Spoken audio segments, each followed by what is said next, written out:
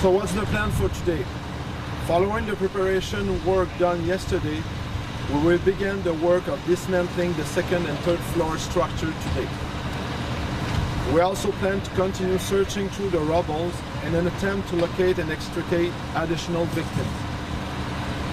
In the event that we find additional victims, rest assured that we will inform you as soon as possible. Thank you. So, in closing, rest assured that police and firemen and women will not give up until we've explored all the rubble and obtained as much information possible for the families. We remind you that families looking for a missing person who might have been inside the building can contact the Montreal Police at 514-280-2222 or go to a neighborhood police station. Our hearts go out to the families, and we will never give up. Thank you very much. Is the owner of the building facing charges? At this point of the investigation, nobody's facing any charges. We are analyzing and considering all possible hypotheses, and that's the way we need to work the case. So according to the Fire Safety Act, Fire Department had no choice to transfer the case to the Montreal Police because anytime there's a death, whether it be criminal or not, the investigation is transferred to the Montreal Police, and we approach the case very widely and consider all the options. Criminal negligence could be an option. It's always an option in any fire, but at this moment there's no information pertaining to that. Can you repeat how you found the victims? Well, yes, okay. Don't look at us. That's fine. It's radio. Oh, it's okay. So using drones and using, how do you call that? That's a bucket truck. Bucket fire truck. So let me redo that. So using drones and using a bucket truck, our police officers and firemen were able to have a look at the scene from high ground, and they were able to locate a victim. And following that, they prepared a plan to safely extricate the victim from the rubble using the special technical squad provided by the fire department. Are you guys now operating under the assumption that there are 6 more people inside? Is that the assumption that you're working with? The assumption is that there are 6 more people inside. The results of the different steps we took in the investigation point out that these people who are still missing are probably in the rubble, unfortunately. What gives you, since you can't get inside, what makes you believe there are 6, not 12? Like, is it the families that approach the police? Well, it's a mix of different steps that were taken. Obviously, the families who've reported those people missing, but also different steps. I mean, we worked with the owner. We worked with cyber investigation. We looked at social media. We looked at cell phones, and all. When we add all these information together, everything stopped the night of the fire. So those people went missing at the moment where the fire erupted. Do we know where the victims are from? At this moment, I can tell you there are people from Quebec, from Ontario, and from the U.S. Quebec City or Quebec province? Quebec province, yes. Airbnb has been a part of this story. Do we know if the Airbnbs are operated by the owner? Are they operated by other individuals that own buildings or rent buildings inside? Do you know if there's more than just the owner of the building that's sort of responsible for these listings? At this point, I'm not able to give you information about that. Our priority is really finding the victims and working to find the cause and the circumstances. Those aspects will be covered at a later date and probably by a different agency. Maybe Mr. Guilbeault can answer this one. Mr. Guilbeault, Yeah.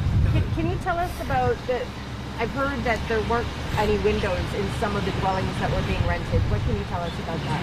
But that's what we heard, but we have to confirm that. So we're working with the police department to make sure to have a plan of the building to see if it's right or if it's true or false that information. For now, we cannot confirm anything about the way the building was made, and we don't have any specific more information about no windows in some apartments. We have to confirm that with them.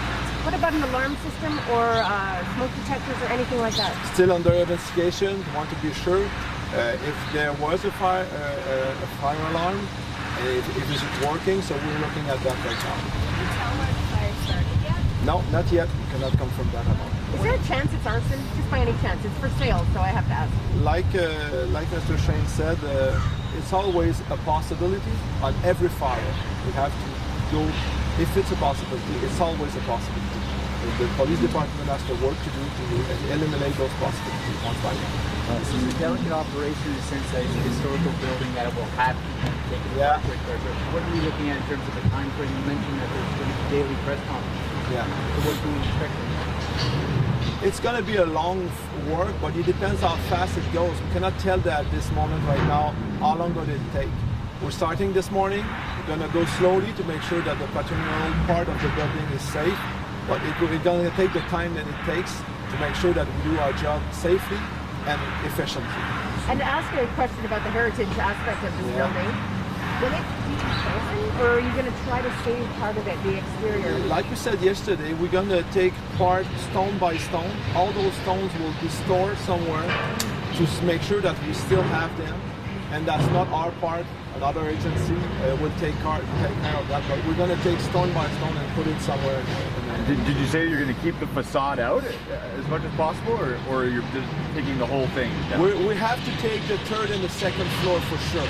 We'll see for the first floor, but for now, for sure, the third and the second floor will be taken part. Can I just ask about the victim? Do you guys know the identity of the victim yet? You're working on the assumption there's 7 victims. Yes, Have you we are. been able to identify which one you were able to At this point, we can't confirm the identity. We got protocols we need to follow. We have pathologists involved in the case from the Laboratoire de Sciences Judiciaires et Médecine Légale, and so we cannot, give that type of information without being first absolutely sure that we have identified the victim.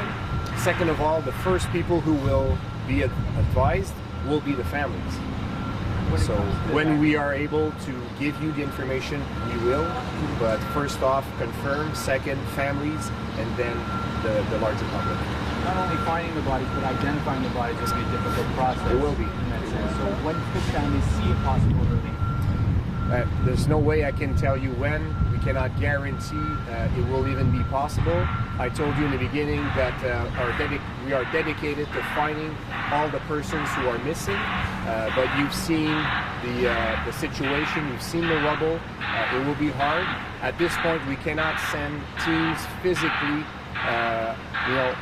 to dig and to search as we normally do because the ground is unstable.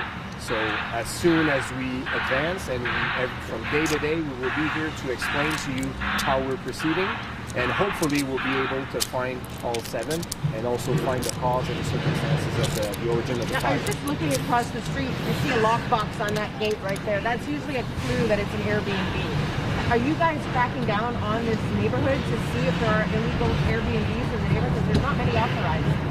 Well, the police force doesn't have that mandate, so I will let other agencies be able to answer those questions if you have. Who would